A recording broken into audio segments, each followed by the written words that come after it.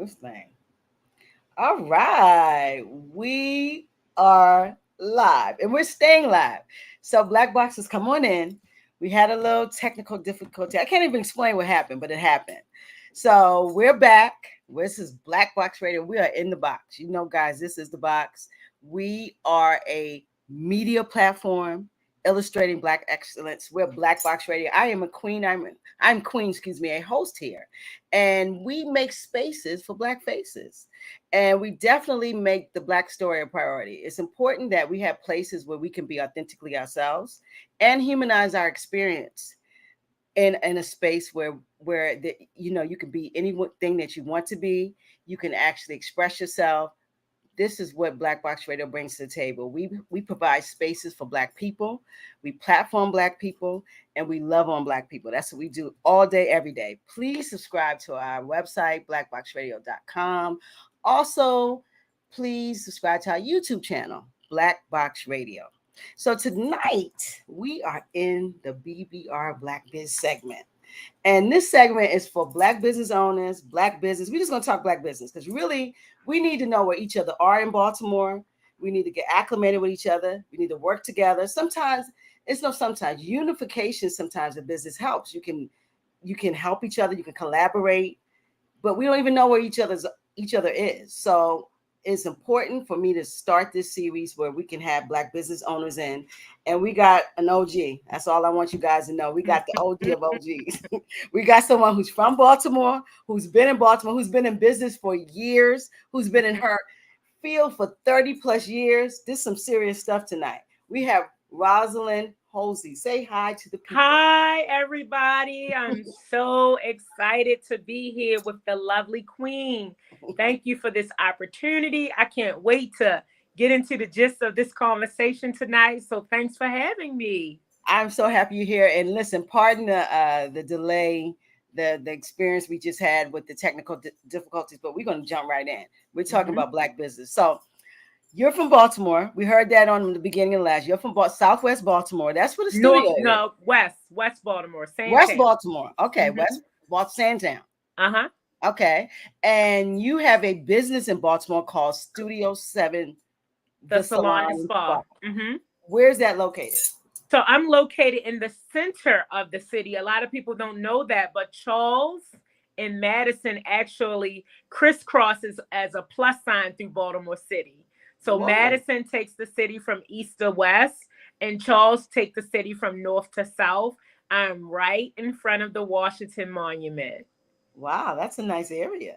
Okay. It is. It really is. Yep. Been here at this location for 8 years. 8 years. Okay. Yeah. So, was in Federal Hill initially when I opened Studio 7 in 2009, expanded to Mount Vernon. Okay. And your clientele, what kind of salon are you? Do you do diverse salon or are you just a Black salon? What kind of, okay. So I'm glad you asked that. So I like to deem myself not as a Black collar or a white collar. I am a white coat. Ooh. So I am a problem solver. And what that means is it doesn't matter what you have. My job is to bring you to some kind of end result, but with a partnership, not a one-time express type of thing, because sometimes things happen over time. So my salon is a multicultural salon. And the reason why that is because of my expertise in all services. I do have a couple, I started out, as a young girl doing my own hair, but of course, high school, I became a barber. I am a licensed stylist. I am a senior cosmetologist. I've been an educator. I do all textures. I've been an educator for Paul Mitchell, which was a great transition for me. My salon service all textures, all types. I used to deem my salon as multicultural, but unfortunately, a lot of my stylists moved on, and you can't really say multicultural unless everyone in your salon can perform services on everyone. So, with the nature of COVID, I lost predominantly about 8 to 9 of my stylists that have been with me through conception. So everybody that's with me is post-COVID. Wow. So you have every single person. Yep. So every single Wow. person that's with me is post-COVID. So shout out to them. I've had a couple of them decided to go do their own thing. They didn't leave and go to someone else's salon. They Mm-hmm. literally lit and opened up their own salon. So I'm very proud of them, because that's the American dream. You know what I mean? It is. It was a little sensitive about how it happened, but when you embrace people newness, because they'll have their own challenges to fight. You know what I That's mean? So true. I'm excited for anybody that will take a dip in the entrepreneurship pool. So, Yeah, entrepreneurship ain't for the weak. Let me tell you right now. honey, you never stop working. It's a lie. It's a It's a lie. lie. It's a lie. You work more So for yourself than you work for anybody. I promise you. and harder. Yep. Harder. Yep. And your expectations are Yeah. sometimes unrealistic, and you work towards them, and they're so unrealistic. Unrealistic. Yep. And you can become abused by your own dream. Oh, So, making sure you carve out that time for self-care. Unfortunately, it took COVID to shake some things up for me, like do some self-inventory. You know what I mean? Like mhm. you can't give out of a dry place. You got to make sure that you're well-rounded as well. And that's so important to me today. You know what? COVID has, and I think we're going to be saying that for the rest, because this is probably the biggest event in our lives. Yes. And it has shaken us up to a point where, and it's still here. That's another It's still thing. here. Yep. It's still around us, but we almost do not know how to reset, because I love that you said that, Queen, but honestly, I don't think we're going to. I think we're going to be trying to create new. A lot of people want to get back to things as they were. We will no, it never can't go back. see, as far as resetting, until we really get a gist of this. I don't know if we can even push the button yet to even start. I think we're just like in pilot mode, just trying to wait. Like Autopilot. We're waiting. Yep. Yep. It's I a agree real with hard you place. 100%. It's a real hard place, because you want to do something, you want to grow your business, but what is the environment going to be like? Absolutely. Who are you going to hire? And then all of your staff is new. Every last one of them, every single one of them has joined me post-COVID. Oh my goodness. Do you know how that rocks a business? Because you got to learn people again and their skill set, and still keep your business going.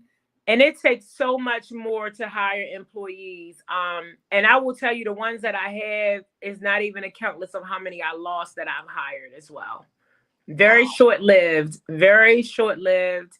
The expectation of service has changed so much, so I just, I'm in that place, I'm working harder than them, you know what I mean? Just, and it's just every day when I get to that low place, I just remember that, hey, when you started Studio 7, you were by yourself.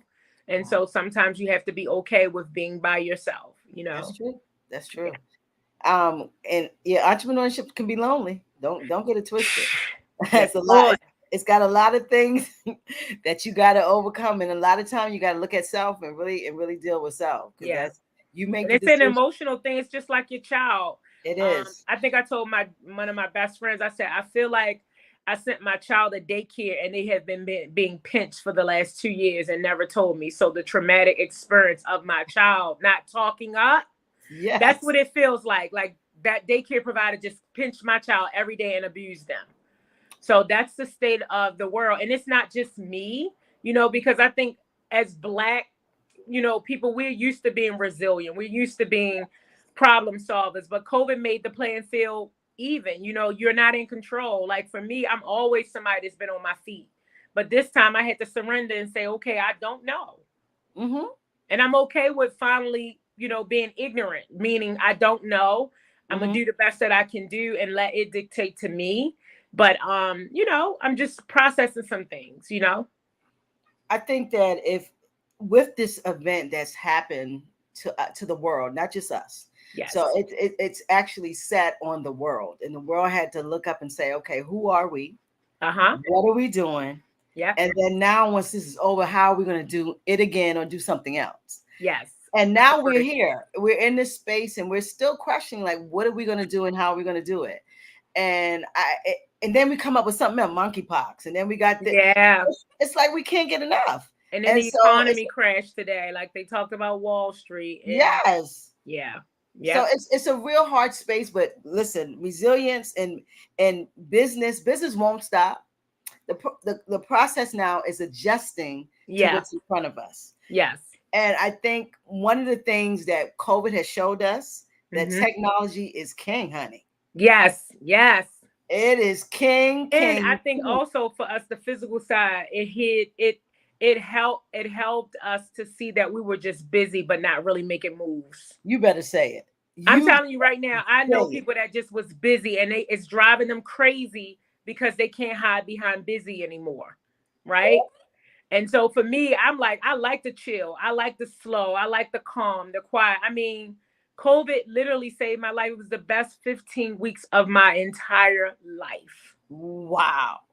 And I'm telling you, with everything in me, when I remember the day I had a 50th birthday party on March the 7th, the world shut down on that Wednesday. It sure did. And my accountant called me that Monday and said, tell your team to file unemployment. We got unemployment that Wednesday. So my team, whole entire team, had unemployment from day one. We never got caught up. Your accountant is the bomb. I need that name, sis. Yes. Oh, no. I mean, he just was very, because I didn't know, right? Even as an employer of my own business, that was one of the things he'd been making me do for the last couple of years. Because I kept saying, I'm not profitable yet. I'm not going to, pay a salary. He sat me down and was like, listen, you need to pay yourself a salary. And then when COVID happened, I was able to take more money home from unemployment than I did as an owner. Yep. Now that's butter. I'm telling you, right? It was the best. I hope you took him out to dinner. Weeks of my life. I did not want to go back. I'm telling you right now, I didn't. Yep. That guy saved your life, man. A lot of people can't say that. Yes, that you better keep him. Oh, I'm not going nowhere. I mean, he keeps my numbers.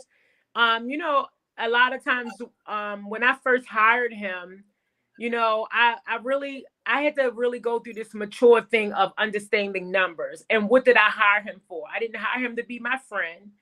But the first day I met him, something unique about him, I'm not going to lie to you. When I walked in his office, it wasn't this glamorous all glass building. It was very antique-y. He was very, very short. He said to me straight up, he said, I'm a Jewish man. I'm short. I don't drive a sport car. I wear chinos and plaid to work. But if you want your numbers right, I'm your guy. And ever since then, I mean, I've been blessed with the PPPs, grants because of his bookkeeping. I mean, my banks love him. Wow. He often fussed with me. I will tell you that, Queen, about I'm a dreamer, right? I'm a visionary. And the things that I do for my business doesn't make sense to him on paper. And he constantly say to me, like, when I first opened the spa, he said to me 2 years later, I think you should shut it down now. You're not making the money. And so here we are. I opened the spa in 16. We are in 22. We faced COVID. The spa is still open. And he says to me now, I think you need to start teaching people what you do because you don't listen to me. Because I pray first, it's a risk regardless. Mm-hmm. But I love that he asked me questions about what is this and what did you spend money on? And your payroll is more than what you're producing. And it's been tough with COVID because I'm still giving out because I pay their tips tax, I pay their taxes, and I'm not even making a quarter of what we were making before COVID. Wow. So that's to be why so many businesses are struggling. I mean, so many. But one thing I like what you're saying is your structure. A lot of times when we and that's why this business segment is important because a lot of time we open business and we don't think about the numbers. Yeah, and we're not paying ourselves. We commingle money. We put business money. We just move it around. Like the booth renters.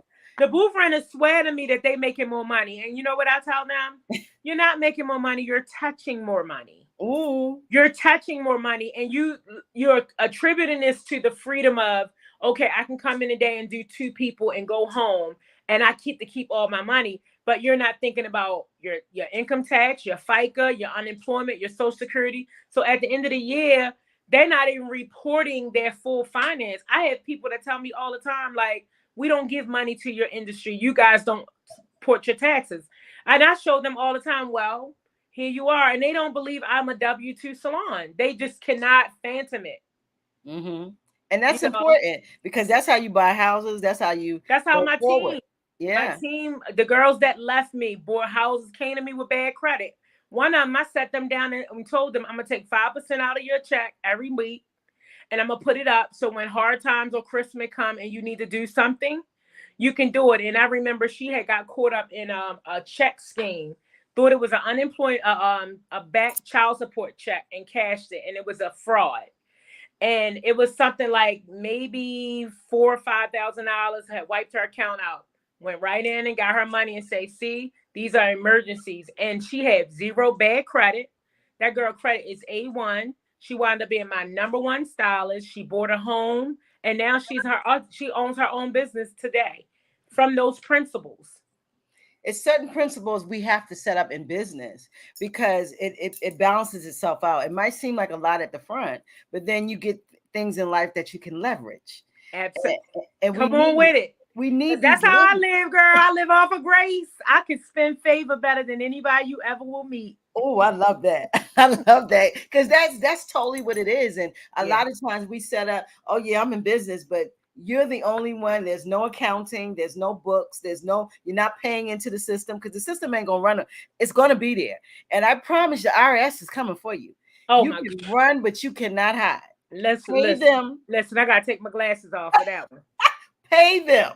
You hear me? You better and it's for your good too. It's for your good. If COVID didn't teach us anything, those who paid in did not go through. Now, some people honestly paid in and they got misconstrued. Yeah. But honestly, my team, I'm telling you, my team got their check the first week. And I literally cried. I cried. Wow. I'm telling you. And I remember my landlord calling me the second week of COVID and saying to me, are you going to pay your rent? And I told him, absolutely not. I said, I've been with you for over 7 years and you're going to ask me, am I going to pay your rent? I said, I emptied my bank account out to my team so they can go home and feed their kids.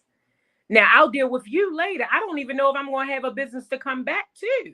And you have at the time, I told him he had over $400,000 worth of build out that will substitute if I don't ever open again. Yep. So he had to shut his mouth.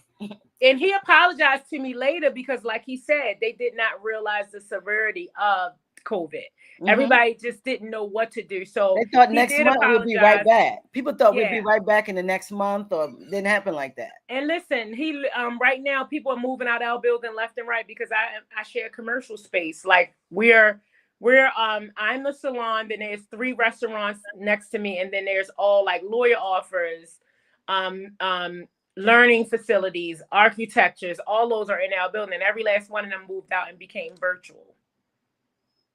This virtual, listen, I was before pre-COVID, we were at MICA.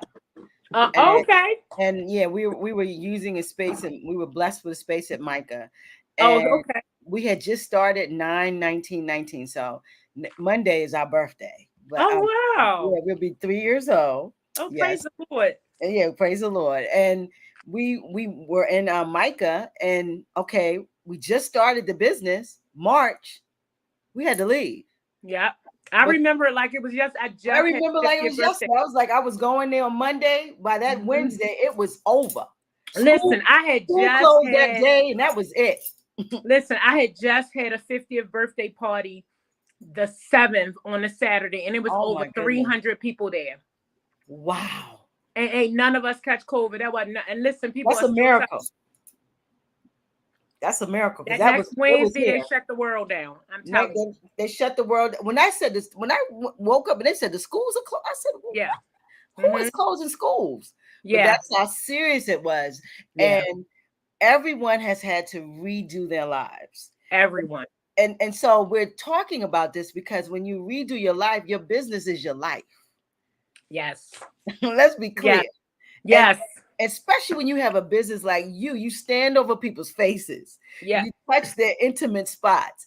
So that, their soft tissue, you're touching that, so you have to be careful. People breathing on you. So and people aren't honest, Queen, They're not. We had one outbreak, just one. And I thank God for it because I had protocol in place. And the person that brought it to my salon. I'm not going to talk about them. And I can't really say they did it, but that thing Yes. went through my salon like a wildfire.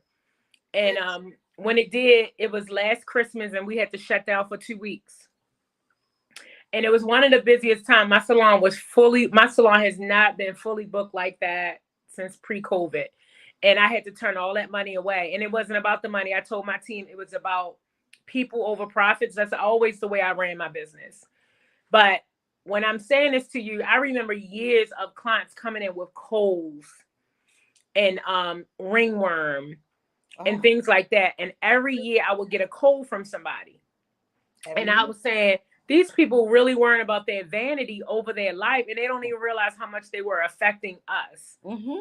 And I can tell you how many times I've had terrible colds until maybe about 7 years ago. My doctor started making me get like flu shots, take low dose allergy pills, things like that to make sure I would boost my immunity up. Mm-hmm. But people want to look good, so they don't really care about that. And I don't think even Congress, Goldman Sachs asked me to represent the service industry in front of Congress. And I told them, I said, you guys never thought that we were white coats. You never considered that. You only think about the doctors, but we're dealing closer to people than ever. And so it took, I was one of the first ones that got vaccinated, even though I was fighting with other salon owners that we want to be vaccinated. They would not let, the way I got vaccinated, because I'm a licensed minister. What? Yep. Me and my husband, and then they allowed you to bring one person with you. So I was vaccinated in February, but they didn't let salons get vaccinated until the summer. And we were fighting to say we're on the front line. We want to be vaccinated. And so those are the things that I talk about all the time. They don't value us in service. It's a horrible thing. And if you're not in that industry, you don't really understand, because we're very demanding of our stylists. People like, listen, I'm getting in this chair, though I want to hear nothing. And if you can't get your hair done, you unhappy. Absolutely. Especially a woman. Our hair and these girls with their lashes and nails. It's serious business. Yeah. And so, it is something that even the client doesn't take it seriously. We think, listen, we're paying you, come do this here. Yep. Servant. What I tell you, servant. I am not a servant. I am a service provider. No. And that's really what the gist of it is. Yeah. So we have to kind of retool our minds, especially as things are changing. Yeah. We got to approach things differently. So what business-wise, you have done some things that with your business. So you mentioned Goldman Sachs. Let's talk about that a little. Sure. So how did you do that? So Goldman Sachs was an opportunity for us to break down every element of small business. And I like Michael Bloomberg, and I'm just in love with what they stand for. And actually, he has a love for Baltimore. I'm telling you right now. So basically, I was going to shout out to Paul Taylor from the Small Business Center. Yes. So when I went to Paul, I had just opened Studio 7 in Federal Hill, but I told him it was too small. I wanted to start hiring people. And so Paul would let me come in once a week, and I would just spit everything in my dope to him. Like, I want to do this, I want to do that. And Paul would say to me, but Roz, you're not making the money. You don't have the funding. You don't have the this. You don't have the that. And so for years, he would hear me say that. And this one particular time, he had gave me a number for a lady that was doing microloans. And you might know her. Her name is Bonnie Crockett. And the company is called MCE. So I called Bonnie one day because he had told me about her. He was like, listen, they can give you a microloan up to $50,000. Why don't you call them and see if you can get funded to expand? Got it. Said, okay. I never had funding before. This was my very first time, and I've been in salon forever. They never gave me money because they said we don't have a paper trail, if you will. So when I met Bonnie, it was so weird. This one particular day, I left a message in February, but Bonnie never called me back until like May. She was out ill, and she had said, hey, if you can get your paperwork into me today, we can see what we can do about getting you a loan, but we will put a lien against your house. Whoa. So I had to get permission from my husband because we're both on the house. And Yes. I did not want, in business, you always think about, nobody really think about what it costs. Like my house, like we have already been in this house for 25 years. So I'm Oh like, wow. you know what I mean? Only for Yes. 50,000, like you're going to take my house? For 50,000. Yes. And so when I got to Bonnie that day, I filled out the paperwork, and and we're talking about accountants, right? Because I had 4 hours to get the application in. I called my accountant and say, hey, I need this, this, and this. And it was there in 15 minutes. So she Wow. left and she put the application in, and I didn't hear back from them until July. And the vice president of the company called me in my salon. I remember this day like it was no tomorrow. And he said, Miss Holsey, this is, I can't think his name. He said, but I'm calling you from MCE, and I want you to know that we approve your $50,000 loan. When I tell you, I screamed and I cried and I shouted and I was running around. My husband literally got out the car and locked the salon door because he knew I was going to take off down the street. But I never said anything to the man on the phone, okay? So he was still on hold. He heard you Yes, I was on my knees in my shampoo bowl praising God. I just remember the shampoo bowl had so much water in it from me crying that when I got back up, I heard he was still on hold, and I said, thank you so much. He said, I'll see you at closing. When that man came to closing, he said to me, I've never heard anybody praise God like you did, and I wish you much success. And they gave me the loan. I moved in this building in Halloween, and they turned around and gave me another $50,000 to do my spa. And so, yep, I funded my spa off of macro loans, and then I had to get another $66,000 from M&T. So I had all of these loans and all these debts of credit cards from making, and nobody really knows that. And so, getting back to how I got with Goldman Sachs, Yeah, that's amazing. All of these micro, I never heard of this. Oh yeah, so Paul Taylor was the one that put me in Goldman Sachs. So when it was time for me to graduate, he was at the graduation and he said, you ever wonder how you got here? And I said, no, I was wondering who put my name. And he said, it was me. He said, it was no way that I was going to let this opportunity come without you being there. And it literally changed my life to the point that Goldman Sachs actually paid for me to come up there between them and Bloomberg for a week. And they literally wrote my HR package, all funding. I had a boardroom with 10 of their top HR lawyers, and they literally put my whole HR package together. That's amazing. I've been to their the information session. Yeah, but it's nothing like it. It changed my life. I want to do it, but I can't do it yet. I'm not ready. So this is the thing. It took the emotion out of business. I will tell you, we were the lucky ones. Of course, we had Governor Hogan, we had Catherine Pugh, we had Warren Buffett, Michael Bloomberg, Lloyd Blankfein. Oh, wow. We had Nathan Porter. We had all these great people. Yes. And the best of the best from Bloomberg Philanthropies was teaching us how to do business. Like it was so accelerated that we were doing of a business degree, a master's business degree, one class, one day. And the way they took care of us, though, they provided parking for us for free. They had a chef. We had hot breakfast. I'm talking about buffet, really? Hot chef style breakfast. This wasn't at Morgan. No, we were at John Hopkins. Okay, got it. We were at John Hopkins, and I'm telling you, we had to go every Thursday and Friday for, I believe, like 15 weeks. And then we had that big elaborate graduation at Center. Yeah. Okay. Goldman Sachs is the truth. I still show up for everything. We were cohort 1. The last I checked, there at cohort 15. Yeah, I hope to God that I could give you one of those cohorts. Yes. And I've done a couple other things. I've done Tuck. I'm a Shea Moisture. I'm one of his people. I can't even think of the name right now, but yeah. Rich Dennis, do Shea Essence. He sent us to Tuck University for a week, all expense paid. Wow. And we learned how to scale minority businesses. and they gave us a stipend and gave us like $1,000 in our pocket.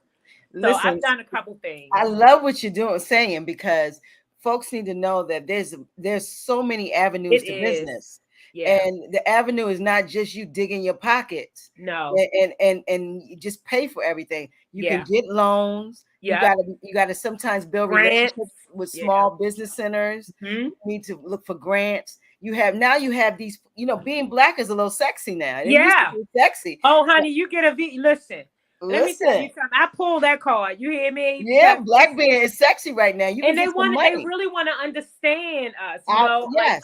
I'm a part of Baltimore leadership, right? That was something I did in 2019, and it was expensive, but it gave me a great networking opportunity. And I was really offended by that for a minute because everybody there was six-figure CEOs, vice presidents, and here I Oh, am, a small business person, right? And so they will always say to me, "Hey, you don't show up to this and you don't show up to that." I'm like, "Yeah, because I'm physically working and you guys are pulling a six-figure check." absolutely. So, but I will tell your listener that I am a life learner, right? I just came back from Minneapolis for a class. I take my family will tell you, my kids like, "Mom, you don't need to take another class."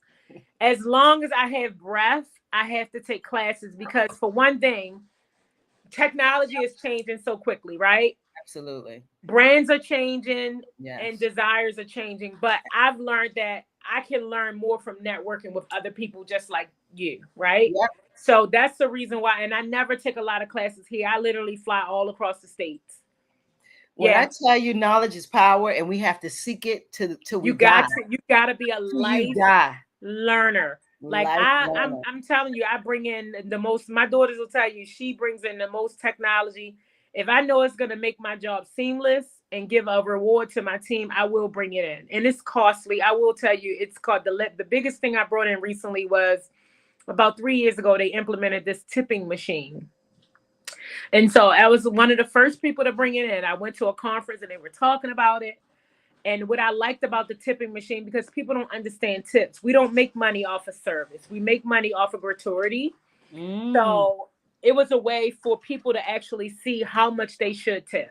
And what mm. it did was it was allowing my team to get their tips in their bank account the next day, 24-hour turnaround. Really? So I still was allowing my team to get tips on credit cards, which sometimes my tips for the week payroll would be almost $4,000 to $5,000, and it was wiping my account out. Mm. So now what it did was allow the monies to go in their bank the next day, and they did what they want to do. I tell them to either save it, invest it, live off of it, whatever. But that gave them an option to see. But it was also teaching our patrons that, it's important to know how much to tip, you know. Yeah. So that was the biggest investment. It's expensive.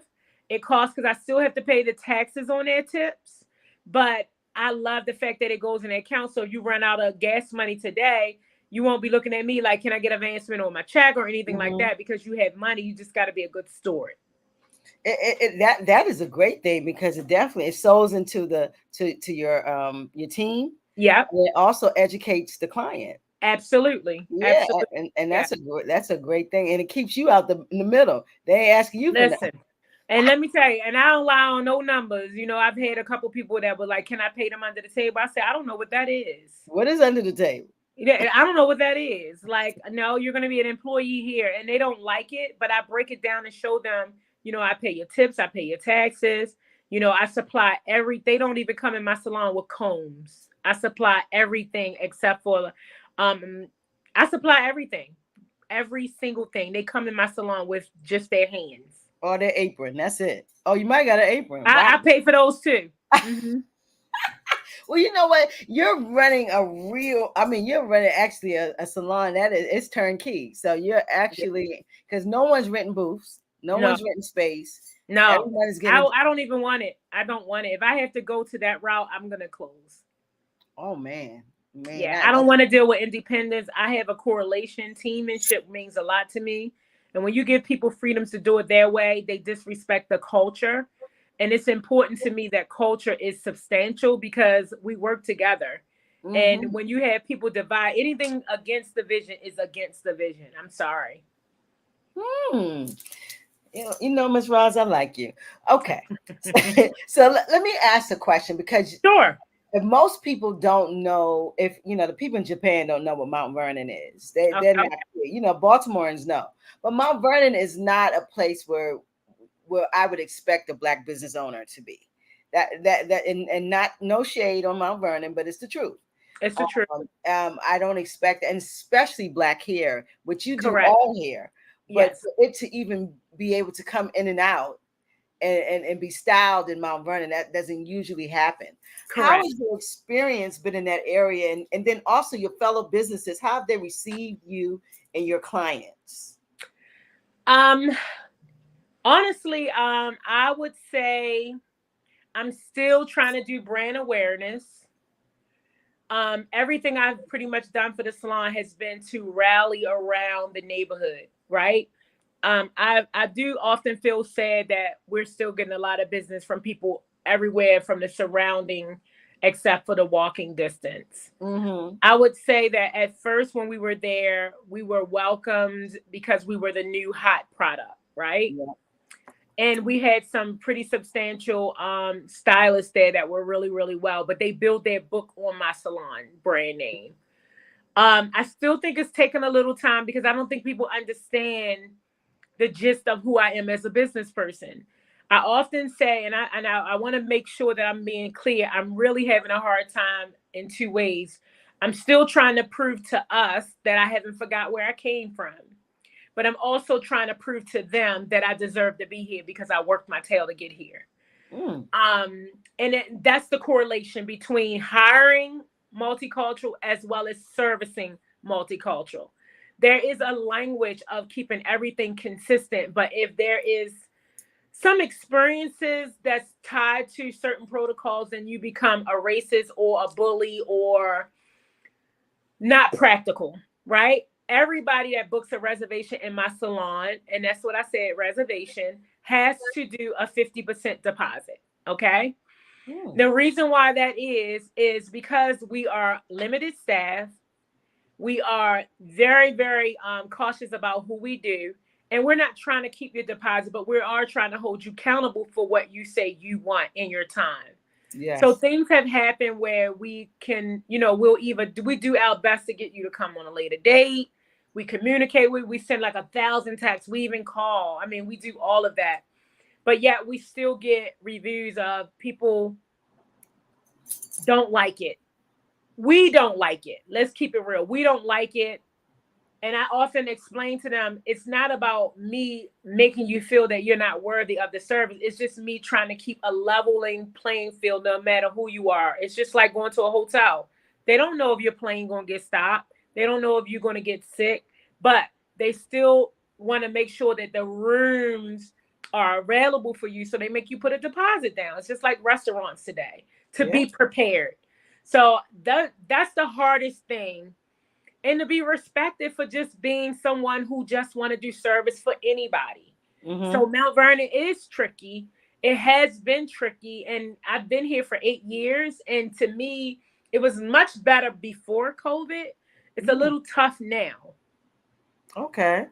It's do you very get a tough. lot of white clientele? Do you get? I do. We're probably about what at one point I used to be 99% Caucasian business. Really? At one point, I was the 1% because, of course, I've had client. One of my clients has been with me for 42 years. She's still my client, right? I really don't lose clients. We transition, but if I find that a stylist can do a better service to you, I don't mind sharing. It's enough money for everybody. As long as they're still a Studio 7 client, you can go to them. One day I may do you. Sometimes I do the team clients, and the clients want to stay with me. And I'm like, I don't think it's smart to stay with me because I'm always busy. And then my price point. So I always tell them, like, you're going to be paying a lot more because my first stylists are level 1s. I'm a level 6. So I put my same jurisdictions around what I need to do to get increases as well. Right. Sure. So I would say Mount Vernon is very tricky when it comes to that. I have not got the support from the neighborhood as I deemed to do so. Right. Even my retail numbers, I beefed them up thinking that the neighborhood would rally around and say, hey, even if we don't service from them, I will buy products from them. Mm-hmm. So still haven't got the support from that as much. And I am on all the business platforms. I am a part of like Mount Vernon business and things like that. I don't have a lot of time to show up to those things because I'm a working owner. And I think people forget that part. You know, I'm not one of those persons that have a yacht and I'm just not there. I'm a working owner. That's what I do, you know? So I would say that very tricky. But the people that come in that I wind up service and educating, they fall in love and they understand the gist. But I think when you say Black owned, there's a stigmatism around we can't do excellence, and that's a lie.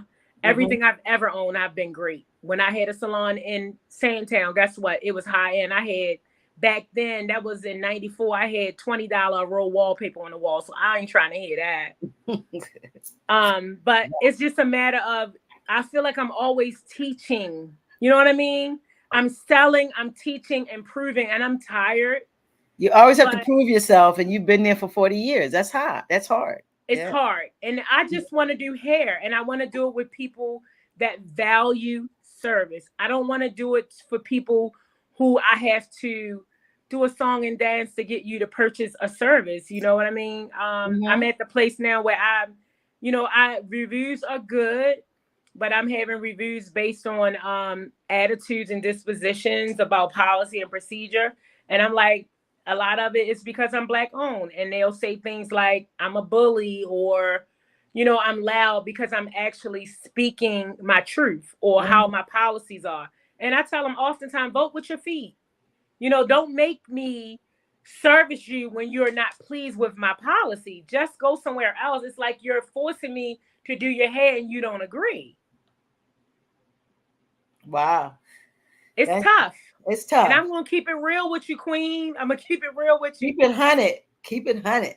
It's the hard. I thought, like, I did not realize that I was living in a bubble for so long. You know, I just thought that, you know, hey, I got a great thing. It's high end. Everything in my salon is high end. You know, we even have a signature scent. We have signature music. Wow. You know, all of our products are top notch. I take care of that better than I take care of my own home. I mean, I get the salon painted 3 times a year. That's how serious it is. Are you serious over there? I'm coming to see that joint. I got to come see that. And that's what hurt the most is I treat it serious, but I'm not being respected. And recently we've had guests that came and got services, didn't agree with the price, and really went back to their credit card company and challenged the price. And we lost almost over $6,000 during last year for clients not wanting to pay for their services, saying that they had COVID because they didn't show up, and the banks really gave them back their money. But because my team, I paid them, I just took the loss. I tell you, these are the things, and that's why we have to have BLaKBiZ and talk about it. Yeah, because it's ancillary things that BLaKBiZ have to deal with, you know. And nobody talks about it. No one talks about it. Yeah, they do not. And if you say the wrong thing, you could lose your business because of heinous attacks too. Because people use reviews as a weapon today.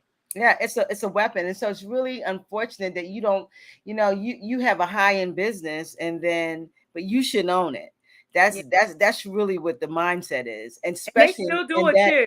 In that area. Know they still do it, right? Yeah. So they'll come in and be like, who owns this fine establishment? And one of my team members say, oh, this is Roz, she's the owner. And they'd be like, really? And I want to go over there and say, really? But I don't. And I'd be like, welcome to Studio 7. It's just your first visit. How did you hear about us? And it's just like, I'm always like this. Right? The posture, you know, for one thing, I'm a Black woman. I'm a heavy woman. You know what I mean? I'm a bald woman. So I have all of these things that I have to always present myself. Well, I have to think before I speak. You know, I can't just have, you know, attitude. So a lot of times I have to bring it home. You know what I mean? Because I can't display weakness or demeaning attitudes. You know, you got to be tall when you're in this kind of community, you know? Yeah. So, you know, and I had to learn the language, reading more, you know. You have to have a different dialogue, not talking about yourself. You really got to be up with current events. You got to be able to talk. Because I have a lot of LGBTQ community people that I do. I have a lot of professionals that I do. You got to be able to talk to everybody. Yeah. Yeah. Recently I had someone book. Their name was sound like a traditional African American name. When she came in, I just said to her, they'll be right with you, blah, blah, blah. She sat down, was patient, calm. And when I went to check her in, I didn't see her on the person book. I had seen her at my salon before seeing one of my stylists. And I said, you're not on the book. Did you book the right salon? So she laughed, but I didn't think anything of it and said, no, I'm booked with you. And I'm like, oh, well, give me a minute. I'm going to wash my hands and bring you back. Took her to my chair, did a thorough consultation with her, gave her a great haircut. And I mean, she literally ripped me apart with an email. I don't know what this thing is about writing down details verbatim. It's like that pen and paper. I never experienced that, but I've been experiencing it later. So when people say when they write a letter, be prepared. And so she gave me a $30 tip and said, I've never paid $100 for a haircut and not had a wash. And I'm like, well, you said to me 5 times, you didn't want to be styled. You didn't want to be styled. You didn't want to be styled. So a part of styling is shampooing. So there's a language barrier too between culture and what we do. So it's a lot of that has been happening lately. So it's tough. So you're still learning. It is tough. That's tough. And especially for you to be so advanced in what you do and still have to learn these nuances that people create, that it's really not industry. It's client. It's client, correct. It's clients and our nuances and how much agency we have. And it takes like 20% of my time, miss. You booked here. Did you do any research? And I'm so glad we're having this conversation. It's not to attack the client, but it's to understand that. And it happens on both sides too. I will tell you, I have some of us bring our kids, our cousin, our mom, chicken, all of that in. And I'm like, no, I'm sorry. We are one at a time service. I can have your guests can go across the hall while you're being serviced. But I'm sorry, you can't bring your children in because my salon it's not like we don't service kids, but we don't have a reception area for a child to even sit while you're getting service. And it's more of a pampering type salon where it would, and I even don't allow guests to talk on their cell phones in my salon. If they're on their cell phone, I'll ask them, would you mind taking your call in the lobby? Because it disturbs the relationship or the service that somebody is getting in there. So I deal with all of this all the time. It's crazy. Listen, I got to come to that joy. I'm going to leave my phone in the car. I'm going to get myself You don't have together. to leave it in the car. It's just so there are some other clients. Just imagine you had a hard day. Mm-hmm. And somebody is talking about, yeah, girl, because can you put the chicken in the oven? Can you do this? And the tone is so loud, it's not even a whisper. Or you're on FaceTime. Now, I have music a lot of people on. do that. I hate it. I have music on to set the tone, and you're literally having a full-fledged conversation. It's not like, hey, baby, can I call you back? It's a full-fledged conversation, and I think it's rude. It is. And I'm the owner, and I tell my husband in a minute, baby, I'll call you back. I'm the owner, okay? Mm-hmm.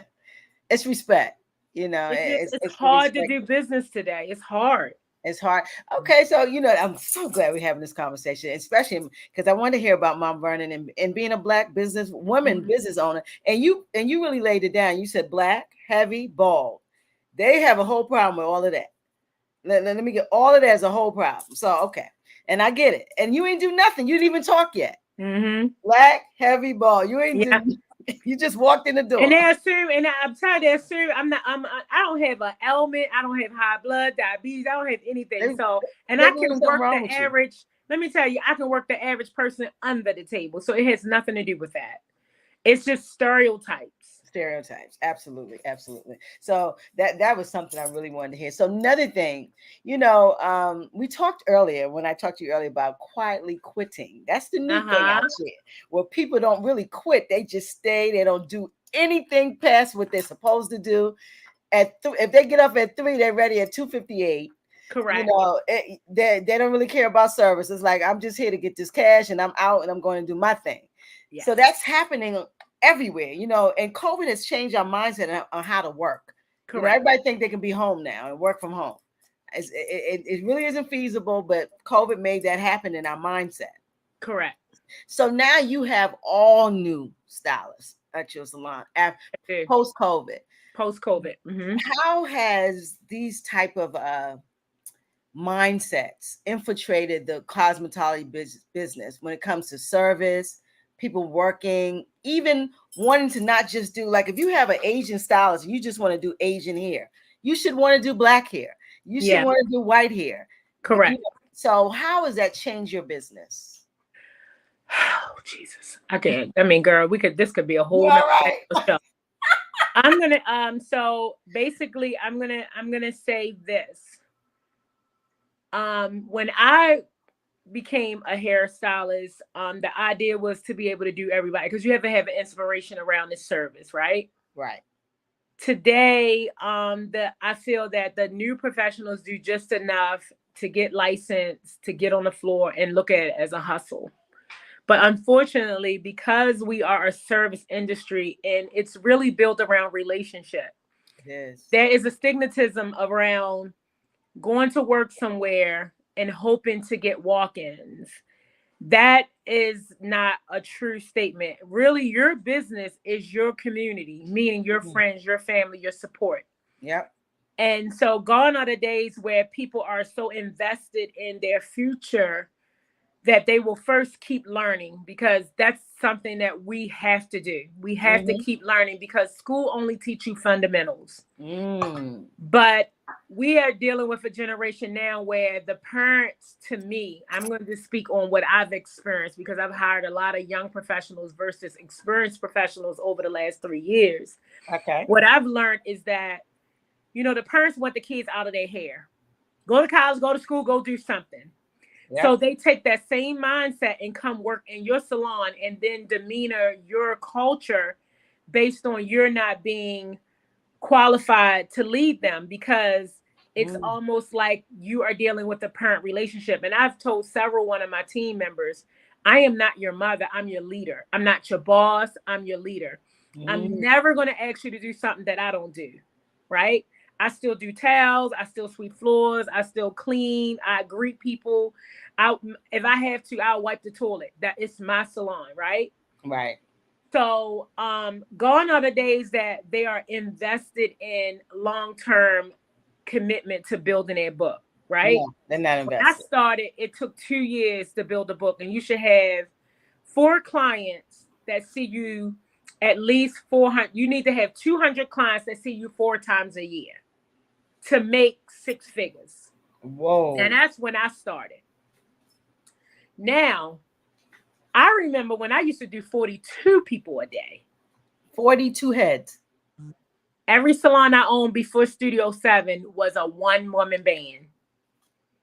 I used to do 42 people a day. Now, you have to think about it like this, and I'm telling you why, Queen. First of all, my first salon was in Sandtown. We were not charging a lot of money then because of the demographic, right? And then you got to think, in 94, a relaxer was probably like $25 back then, right? However, me and my husband had just bought a home. I wanted a new car every year. My kids were in private school and activities, and then daycare was costing me $500 a week. Ooh. So in order for me to meet all of those things, I had to do a lot of volume. But my husband also was the guy that was like, work nights for Pepsi, and was like, I need you in the house before I go, because when I get in there, I don't want to be worrying about where my family is. Yep. So the deal was, do whatever you want to do, make as much money as you want, but get your tail home so I know you're safe. So it would be times where I'd be just pulling in the driveway and he pulling out, and we shared a car. Wow. So when I hear today, I have reduced my hours on my salon so much that I'm surprised that I'm still open. We used to work 10, 12-hour days. When COVID came, I switched them to 6-hour days. 6 days, 2 mornings, 2 evenings, and every other weekend. However you want to live, that's fine. They were getting burnt out. They couldn't breathe in masses. Now, I've had more stylists that are calling out the day of with book of clients that we've marketed to that they didn't even do the work to market, and we have to reschedule these clients. So it's just a different, it makes you irritable because it's like, it's not showing me promise. So I'm working more, right? I work Mondays 8 to 2. I work Tuesdays 9 to 6. I work Thursdays 8 to 2, and then Fridays 9 to 6, right? Wow. I'm working longer and I'm older. And I have nowhere to put these clients. And so my front desk person is keep like, Ross, can you squeeze a haircut in while the color's processing? So it almost feel like I'm in survival mode, but I can't get my team to even be motivated to see me work this hard to say, well, Dad, my leader is doing it. She's not expecting any more from me than what she's doing. They don't want to work. They're dealing with a lot of mental issues. And it's nothing wrong with that because they're facing PTSD. Who is not? Who is not? That's it. But when you say you want to be in the service industry, sometimes I used to cry over payroll. Like, how are they living? And now my manager does payroll where I don't see anybody check. It's not my responsibility, but I know it's not well because I see what they do. They call out if they have a client that comes in at 9 and another one come at 10:45, they literally leave the salon and say, I'll be back because my next client don't come in at 10:45. They don't want to sharpen their shears. I have to say to them, hey guys, I'm gonna bring a shear sharpener in. Do you want this? I mean, they got the raggediest tools. I have to buy brushes, things like that. I have over 35 pair of shears. I probably got about 10 pair of clippers. Wow. I got 10 blow dries laying around the salon because I never know when something's going to go out. Yeah. A pair of flat-ons went up on me last Friday. You know what I did? Went in the drawer and got a brand new pair and started again because I know that I do short hair and I have to be ready. Mm-hmm. You know what I'm saying? So the industry is changing a lot. It's social media has made it a one-stop experience by showing all of these weaves. I've never seen so many of us with alopecia, a lot of chemical damage, a lot of wait. Say that again. Roll that back. Roll it alopecia. back. Because people don't understand that these diseases of the scalp and that we see more and more on the scalp, all of that. And it's our fault because we are keeping these $500 weaves and way longer, yeast under the scalp, all these type of things. And then they want to come to me beyond the point where I can help. You know what I mean? And it's just a tough time. It's almost like sometimes I tell my husband, I think my cycle has completed because I was trying to switch over from being, I wanted to do more teaching and growing. Like I had this idea for these mini salons all over in the city, right? Just giving people management and all of that. But my husband often say, babe, open another salon. I'm like, for what? All it's going to do is make me work at the other salon. I'm pulling business from this salon to be there because somebody else should be there. It shouldn't be me. Right? Right. So it's just tough. And I can't do anything about it. It's tough to even expand because you got to be in it. You know, and you need to expand and have a team, and it's really tough. I don't fault them, and I want to be sensitive about that. I really see the traumatic issues that they're having. They just don't have the wherewithal to fight life, find creativity, and serve. And I often tell my team, you know, in order to be a great service provider, you have to get service. Some of them won't even go and get a haircut in the salon from their teammates. I tell them all the time, you guys should be servicing each other. Like I stopped getting services at my salon because I can't relax, you know, and my girls are excellent. But in order for me, and I was talking to one of my clients who's a psychiatrist, was like, you shouldn't get services in your salon, Roz. You need to have an outlet because it's not going to be service. And then they're not going to, I don't want them to feel like they have to give me a certain kind of service because I'm the owner. I want you to do it because it's your expertise. I get it. I'm telling you, in any service industry, the food industry, I went medical, I work in the medical field. I went to the daggone cleaners. Yeah. I said, these are the nastiest. What is going on with these young people? They throw your stuff at you. They're like, can I help you? What you want? They don't even look at you in your face to speak. No, they don't look at you. A young man, I shook his hand the other day, girl, his hand was so weak, and I just stopped. His mother was with him. I was like, sweetheart, when you are putting your hand out to shake somebody, be intentional. Yeah. I said, I'm talking to you. I'm looking in you in your eyes. He was like, I apologize. No, it's too late after you did it. I don't want to hire you. The social skills is gone. Technology is ran through social skills. They don't speak to each other. it's an issue. And so I'm really glad to hear from a Black business owner, like what particularly are the pitfalls per se. Yeah. But I love I want to segue into what you said about, you wanted to have these small salons and education. So what have you, when it comes to education, are you looking to pass this knowledge on to the next Yes. group? I do not want to be like what Miles Monroe, the great Miles Monroe, said. He said that if you look in the casket of most leaders, they still holding the baton because nobody had their hand out to even try to take it. You got to say that one again.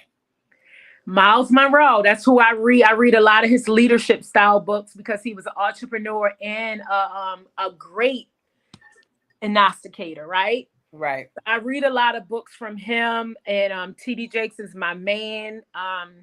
They are powerful men beyond their limitations. And Miles Monroe, because he turned the world upside down in his culture, he always talk about leadership. Can't see you. You there you go. Yeah, there we go. And yeah, so he always Miles talk Monroe, about go ahead. Yeah, he always talk about leadership. And he said that if you look in most caskets of a great leader, wow, he's in his casket with the baton because nobody reached their hand out to get it. That's a problem. Yeah. But we got a lot of creative souls, though. There's nothing wrong with creativity. You gotta starving connect artists to the leadership. That's an old term. You can be an artist, but you don't have to starve. And you got to do the work. And that's the thing. You can, results are measurable. They're measurable. And people look at the salon of where I am, but they have no idea where I started. I started my first salon working in a salon on Pennsylvania Avenue with rats, doing $10 French rolls. You did the French roll? Girl, I was French roll queen. Buns. I even worked in East Town of Easton. Listen, I was so fast that owner would take me to the town of Easton on Saturdays. We would drive all the way down to the town of Easton, do about 40, 50 people. I'm telling you. And would come home with the mumps because he would pay us under the table, girl, cash. And you would put, what you put in your French roll? You put a stocking? No, girl, you back tease the hair. I love it. French roll is timeless. But it's back too. It's back. Yeah. And I had some great leaders though. And I don't want to go any further without acknowledging one of my teachers who actually hired me. His name was Willie Hurry. So Hurry was my barbering teacher. And I have so many and I really, everything I'm doing, I'm really trying to keep his name great in the land because Hurry was just different. He was one of those people that was so hard on me, but I was an angry teenager. I had been through some traumatic experiences as a young girl, and I was so upset because I couldn't get into cosmetology. And he heard me. I had like this tantrum in the hallway, and he was like, "Well, why not barber?" And I was like, "Because I don't want to be with boys." And he was like, "Well, you do the same damn thing." That's how he said it to me. You do the same damn thing as cosmetology as you do in barbering. The only thing you ain't doing is nails and skin. And I was like, "Okay, I'll give it a try." And sure enough, Mr. Hurry was my teacher, and he taught me how to do everything. And I got pregnant in high school, and he found out. And when he found out, he was so angry with me that he slammed the glass door, and all this glass went everywhere, and was like, "How the hell you gonna have a baby and you can't even feed yourself?" I was so hurt. He was like, "The day you have that child, you bring your ass to work." And that's exactly what he said to me. And I went to work one day after I had her. When I came home from the hospital, I went to work. He bought all of my clippers, put me on the floor, and he gave me this lecture. He said, "If you talk back, you're fired. If you come late, you're fired. If you look at me crazy, you're fired. If you say anything out the way, you're fired." And I've been working ever since. You needed Harry. Harry changed my life. Yeah. And even before he died, I would go up and sit with him for hours. And he got to meet my husband and my kids. And every person that worked for her have the same story. We're all still in business. Isn't that something? Harry was the man. He was the bridge. He used to do Oprah's hair, all of that. He was the man. He was the bridge. And I think you have that, but you have to find a place to be able to, you got to have the people who want to walk across the bridge. How about that? Well, you know, one of the ministers at my church, she always told me, she said, you always giving opportunities, but you got to remember you took the opportunity. If they don't want it, don't keep forcing them to take it. That's it. That's it. And that Mhm. and that is probably the challenge of most of It hurt. It's an aching because I know, like right now, I have a stylist right now. The potential would be out of this world if they would just plant their feet and do the work. But and it's so heartbreaking to see it, to the fact that I have to turn my head, you know, because I can't keep investing in empty places. You know, Mhm. I can't. Or cups with holes in them. I'm like, I'm this big gallon of water trying to pour, and you know, you just spilling it all over the floor and dripping Yeah, everywhere. And then you looking at me like I'm supposed to make something different when I'm working just as hard or harder than you. it's So what makes defeating. you think It's you defeating. you know what I mean? I'm coming Yeah, in prepared, ready. Sometimes I have so much emotional stuff going on in my own life, but at the end of the day, I'm a service provider. And at the end, when you servicing people, you last, you know, or don't get in this field. mm, that's it. Listen, I think you dropped the last dime. We've been here. We've been here a minute because we were here before. We got technical difficulties, then we came Yeah. back. So this has been amazing. I'm glad I had you. I want to say I'm that. so glad you invited me. You have been a breath of fresh air. I will And you think. pulled a lot of things out that was bothering me, because there is not a platform to talk about it, especially being a diverse salon business. Mhm, I'm gonna say business because it don't have to be a salon. that's right. When you are when you are a person that deemed to be everybody's everything, Mm, I forgot. I forgot that just because that's my goal doesn't mean it has to be accepted. And so COVID, you know, the last administration has gave people I'm gonna say balls, you know what I mean? a lot of Listen, balls. I'm from the hood, so that's number one. I can get with you if I need to, If I got to get with you, but I have a higher standard than that. I'm a woman of God, you you are know. a woman of God, and that's why And I've been really good. I will not cut a person while I'm bleeding. I just can't do it. You know, I would rather I love that. I come home and I sometimes and honestly, COVID has showed me that a lot of the stuff I brought home, you know, I expected my husband to make it better. You know what I'm saying? So I almost missed out on, you know, we've had a great 30-year relationship, That's you know, beautiful. and I couldn't see through the clouds of the success of what I wanted. And after I built all of that, put my home on hold, and COVID just came and took everything. Time, you cannot get that time back. You can't. You can't. But you know, You it gave us cannot. time too to reconnect. A lot of people was Yeah. able to reconnect with their families, Mm-hmm. with their children, with their, like your Yeah. husband. I'm living more. Like I'm doing things. Like I started playing golf. Mm, You know, me and my husband doing little weekend getaways just to breathe. You know, I some of love this stuff. it. You know, our kids are grown and married. We don't have no reason to not live. The I love it. salon has, you know, both our daughters are married. Our son is engaged. I love Like it. they live. My kids living. You know, they living. They doing the daggone thing. You know, But their no one husbands does are taking. here. No one does here. No one does hair, but you know what? And I didn't tell you this, but COVID has brought them into the business. My youngest daughter lives in Omaha. She's the salon manager. Hmm. So she comes in 4 or 5 times a year. She interviews, she hires, she reprimands, she does payroll. She Mm. does all of the ins and out. And my oldest daughter, who owns her own business, has 4 kids, has a master's degree. She runs the marketing side and Excellent. does virtual things. She rents out the loft. She is also my virtual receptionist. Yes. So it feels like I can pretty much die now because I don't have to worry about my salon not being passed on or taking a baton You in. better stop it.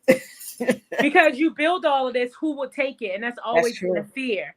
So, you know, and they ask tough questions. And let me tell you, they're not yes women. They are like, my why is this like this? And we have meetings and it'd be like cat fights. Like I'd be like, I don't work for you, but I do work for them. So it has allowed me to do service because they took all of that stuff. away from in the you. business. So that's what they gave me my life back. I'm telling you And right now. wow, that's a The beautiful only thing thing. I do is I do the bills, inventory, and service. They do everything else. Oh, that's a And beautiful my thing. husband cleans. He's my maintenance guy. Oh He my literally God. cleans the salon every week, fix everything. I mean, it's been phenomenal. This is a family thing. I love it. It is. Listen, guys, you got to go. Tell people where to look you guys up with Sure. appointments. Yeah. So the salon is Studio 7, the salon and spa, full service salon and spa. And they can find us on Facebook as well as Instagram. We do have a link tree in our website, which is www.studio7thesalon.com. You can even text or call the salon, and then we have a mobile app where apps are found. So Love just that. look for the logo. It's my brand. Everything has this consistent. And Studio 7, just like you said, means complete, and it also means perfection. So our mission is beauty from the outside in, where the spirit of service complements the cosmetic completely. Oh my goodness. Listen, guys, I'm telling you, I'm going to indulge. Yes. I'm going to make an Please appointment do. and I'm Please going do. to come, I'm going to talk about it. And I want to see this place. So yeah, come take a tour. I'll give you a tour. Like I told you, we're 3 levels now. So I have a yeah, full. I'm gonna bring it back to the black boxes. We have to support our own, and I want to see you grow. But we are going to talk about other ways to Yes, I grow. can't wait to connect with you. Yeah, we're gonna definitely Pick a talk day, about girl. it. Let's get some lunch and just. Yeah, let's talk for Yeah, sure. I would love to. I feel like I need to be around adult conversation. Oh, you got to know it. I got some for you. Yes, ma'am. I do. But I listen, appreciate this opportunity. You uh, know how much I do. we appreciate you. I want you to leave an inspirational jewel with the folks. Okay. Leave Rosalind's jewel. Okay. So I would say that don't measure life by the circumstances. Measure life by what your heart feels when you do it. Ooh. That's what I do. And I don't care. I can tell you over the last 40 something years, I have never made a lot of money, but I have made a lot of joy. Right. And I want for nothing because I give out of a place of 110%. Beautiful. Mm-hmm. Listen, that's beautiful. I love it. I love it. Listen, Yeah. that's the jewel, guys. Listen, I'm going to put the website in. It is Studio 7, so they can go to, let me write Yeah, that. www.studio7thesalon.com. Okay. Listen, guys, we support the sister.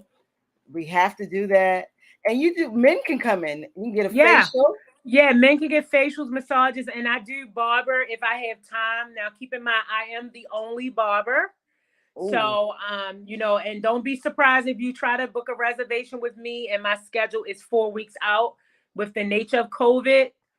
I'm sorry, I apologize, but that's just how things are running. And it just guaranteed me to eat one more week down the road.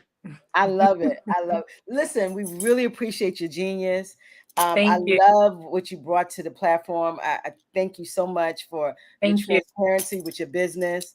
And definitely we're going to sit down and we both foodies. We both like food. Yes. So we're going to have something good to eat and we got some good talk to do. So it's a blessing to have you. Thank you for having me. You are such a jewel here. Oh, thank you. Keep doing what you're doing, honey. We need a voice to just be transparent. I think sometimes we get afraid to share our truth, but I would rather, lose everything knowing that I was true and authentic. So that's it. And when you do that, you inspire others. Yeah. Living lies is never a good place. Yeah. And transparency, please, if anything, guys, keep it real. Keep it. Like, I'm so tired of the facades and the lies. And then when you see it up close, it should be some consistency with what you say and what you do. Ooh. I always tell people, measure me by my numbers and my results. You are dropping all these. I know you're a pastor. All of these bars you drop. You're dropping bars tonight. Listen, it's a window seat. It's really a mirror.